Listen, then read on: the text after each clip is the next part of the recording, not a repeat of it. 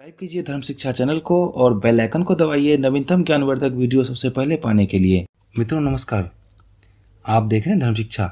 धर्म शिक्षा में आज हम बात करने वाले हैं शनिदेव को प्रसन्न करने के टिप्स के बारे में। अब सवाल ये आता है कि शनिदेव को प्रसन्न क्यों करें। शनिदेव कलयुग में सबसे एक्टिव देवताओं में से एक हैं। अगर आप कुछ गलत करते हैं तो उसका फल आपको शनिदेव से ही मिलेगा। उसका जो दंड होता है वो आपको शनिदेव से मिलेगा। शनिदेव की अगर कृपा दृष्टि किसी पे बन जाए तो वो दिनों दिन तरक्की करता है और उसे तरक्की करने से कोई भी नहीं रोक सकता।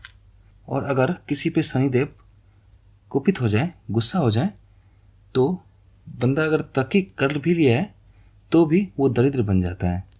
अगर शनिदेव की कृपा दृष्टि नहीं होती है, शनिदेव दंड देने के मूड में होते हैं तो आइए हम जानते हैं शनिदेव को कैसे प्रसन्न कर सकते हैं।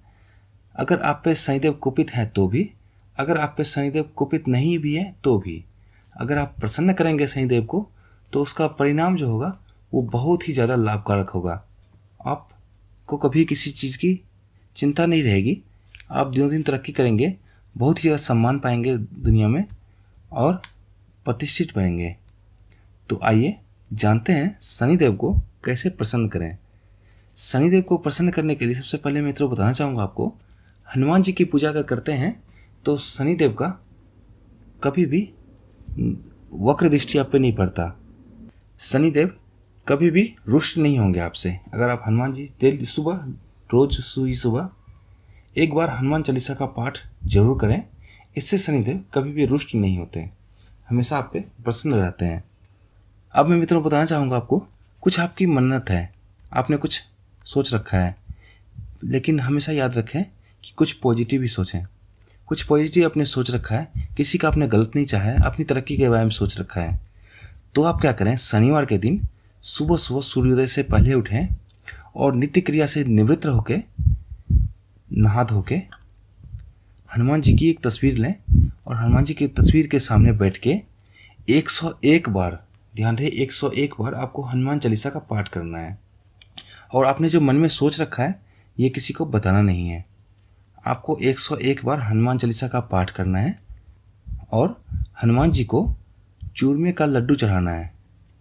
चूरमे का लड्डू जो होता है हनुमान जी को बहुत ज़्यादा प्रिय है, तो चूरमे का लड्डू आपको हनुमान जी को चढ़ाना है। और 101 बार शनिवार के दिन सुबह सुबह ही, जिस टाइम सूर्योदय होता है उस समय ही 101 बार हनुमान चालीसा का पाठ करना है। और उस दिन उपवास रखने हैं और शाम में हनुमान जी को प्रणाम करके ही कुछ भोजन ग्रहण करने हैं।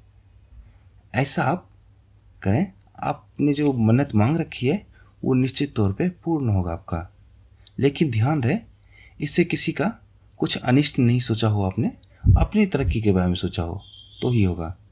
उसके बाद मित्रों बताना चाहूँगा मैं, काली गाय कहीं भी आपको की नज़र में अगर है तो काली गाय का क्या करें, उनके शीश पे रौली लगाएं। सुबह सुबह शनिवार के दिन नहा धो के उनके शीश पे रौली लगाएं और सिंघों में कलावा बांधें और धूप आरती करें और काली गाय को खाना खिलाएं और बूंदी के 4 लड्डू अवश्य खिलाएं, निश्चित तौर पे खिलाएं। ऐसा आप हर शनिवार को करें, शनिदेव की कृपा दृष्टि आप पे बनी रहेगी।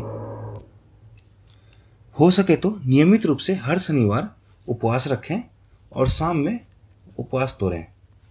इससे शनिदेव की कृपा दृष्टि आप पे बनी रहेगी। शनिवार को व्रत करना चाहिए। सूर्यास्त के पश्चात हनुमान जी का पूजन करके ही व्रत को संपन्न करना चाहिए।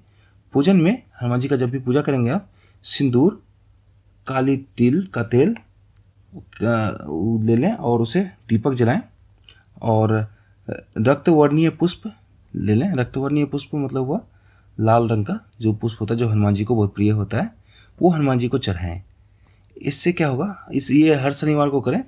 जैसे आपने उपवास रखा और साथ में हनुमान जी का जब पूजन करेंगे तो इन चीज़ों का उपयोग करें, तो शनिदेव की कृपा दृष्टि आप पे बनी रहेगी। प्रत्येक शनिवार क्या करें, सूर्योदय से पूर्व और सूर्यास्त के समय सरसों तेल का दीपक जलाएं आप पीपल के पेड़ के नीचे। दिन में 2 बार, ध्यान रहे, सूर्योदय और सूर्यास्त के समय आपको पीपल के पेड़ के नीचे सरसों तेल में दीपक जलाने हैं। शनिवार के दिन बंदर और काले कुत्ते को लड्डू खिलाने से शनिदेव बहुत ज़्यादा प्रसन्न होते हैं। तो ध्यान रहे, बंदर या फिर काले कुत्ते या फिर दोनों, उनको लड्डू खिलाएं। काले घोड़े की नाल को धारण करेंगे अगर, तो शनिदेव प्रसन्न होते हैं उनसे भी। तो मित्रों, इन टिप्सों को आप अपना के देखें, शनिदेव की कृपा दृष्टि आप पे बनेगी और आपको निश्चित तौर पे ही जीवन में इसका लाभ मिलेगा। तो वीडियो देखने के लिए आप सभी का बहुत बहुत धन्यवाद। जुड़े रहें धर्म शिक्षा के साथ अन्य ज्ञानवर्धक वीडियो के लिए। धन्यवाद।